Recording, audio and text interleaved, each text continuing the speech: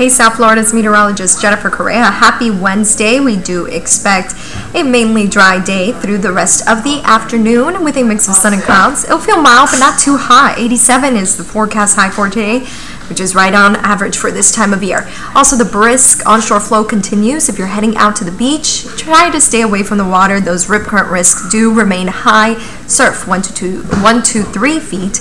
And the winds 15 to 20 knots. Now those winds expected to remain out of the northeast the rest of the week until we finally get a cold front, which will still bring us some breezy conditions through the weekend, but out of the north.